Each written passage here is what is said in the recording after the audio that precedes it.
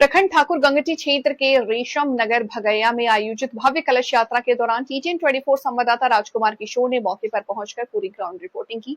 इस दौरान संवाददाता राजकुमार किशोर ने मथुरा वृंदावन से पधारी भागवत कथा वाचिका लाडली कृष्ण प्रिया से खास बातचीत की। बातचीत के दौरान संवाददाता किशोर के सवालों का जवाब देते हुए कथा वाचिका लाडली कृष्ण प्रिया ने कहा कि कलश यात्रा केवल एक धार्मिक परंपरा नहीं बल्कि सनातन धर्म को जागृत करने और उसके इष्ट के प्रति अटूट आस्था को माध्यम है।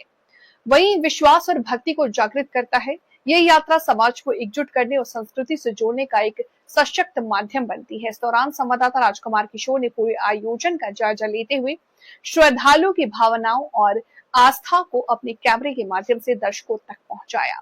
उनकी ग्राउंड रिपोर्टिंग ने इस भव्य आयोजन को और भी प्रभावशाली बना दिया। इस भव्य आयोजन में श्रीमद् भागवत कथा आयोजन समिति रेशम नगर भगैया की अहम भूमिका रही। आयोजन समिति के अध्यक्ष विष्णुराम, उपाध्यक्ष गौतम आदि मौजूद रहे। इस वक्त आप वृंदावन ब्रज भूमि से पधारे हैं और ये आज भव्य कलश यात्रा में आप भगैया रेशम नगर पहुंचे हैं शिव मंदिर के प्रांगण में।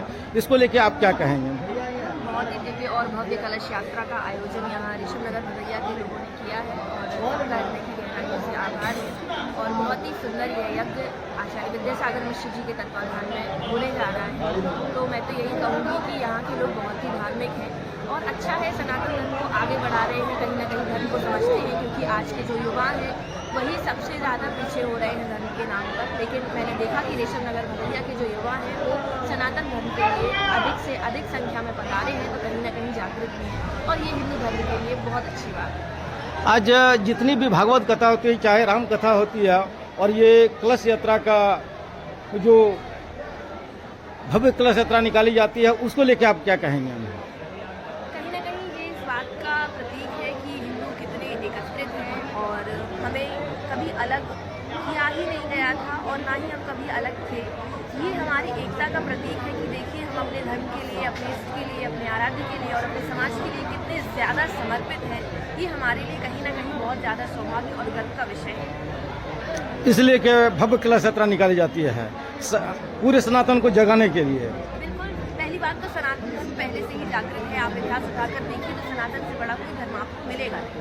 दूसरी बात मैं कहूँगी कि सनातन धर्म के लिए लोग कहते हैं कि हिंदुओं को इकट्ठा करना है। हिंदू इकट्ठे ही हैं और हिंदू एक ही हैं। जब हमारी कलश यात्राएं, हमारे धार्मिक आयोजन जब निकलते हैं सड़कों से तो लोग देखते हैं तो वो स्वयं ही अपनी कौमों को हमें देखकर ही ये बात की सांत्वना देते हैं कि देखिए हमें ऐसे एकत्रित रहना है। हिंदू की तरह हिंदू एकत्रित है। सनातन धर्म सबसे ज़्यादा पुराना धर्म है और हिंदुओं को एकत्रित करने की कोई आवश्यकता नहीं है, वो पहले से ही एकत्रित है। इस वक्त मैं रेशम नगर टीटीएन न्यूज़ 24 का रिपोर्टर मैं राजकुमार किशोर इस वक्त मौजूद हैं और मैं टीटीएन न्यूज़ 24 में स्वागत है। मैं आपका परिचय करना चाहेंगे? राधे राधे भैया, मैं श्री राम वृंदावन से लाडली कृष्ण प्रिया आपके रेशम नगर भगैया में आई हूँ श्रीमद् भागवत कथा लेकर के। आचार्य विद्यासागर मिश्र जी के तत्वाधान में यह यज्ञ और श्रीमद् भागवत कथा का आयोजन हो रहा है। तो आप सबसे भी मैं सबसे पहले प्रार्थना करूँगी और आप सब अधिक से अधिक संख्या में इस यज्ञ में पधारें, क्योंकि कुछ समय के लिए आपका ये रेशम नगर भगैया श्री राम वृंदावन बनने जा रहा है।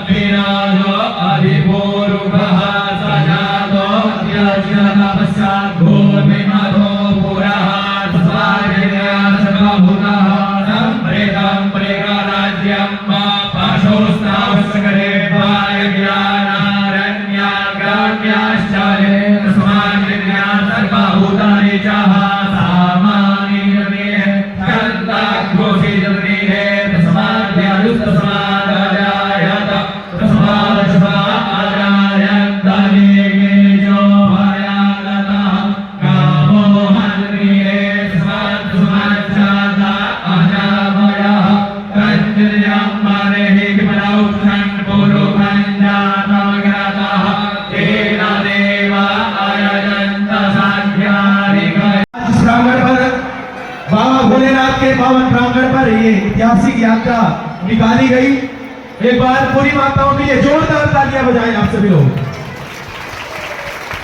जब भी कोई धार्मिक आयोजन, जब भी कोई अच्छा कार्य होता है, उसमें मातृशक्ति का बहुत बड़ा योगदान होता है, क्योंकि पुरुष वर्ग कोई भी कार्य में लग जाता है, पर माता हमेशा धर्म के कार्य में आगे बढ़ करके अपना सहयोग देती है। तो मैं भी इस मंच के माध्यम से आप सभी का हार्दिक स्वागत, अभिनंदन, वंदन करता हूँ। ठीक, जो कथा का समय निर्धारित किया गया है, ठीक 6:30 बजे ब्रज की पावन भूमि वृंदावन से हमारे संगीतज्ञ पधारे हुए हैं, वो ठीक 6:30 बजे मंच पर विराजमान होंगे। 7 बजे से ब्रज की पावन भूमि परम पूजनीय विश्व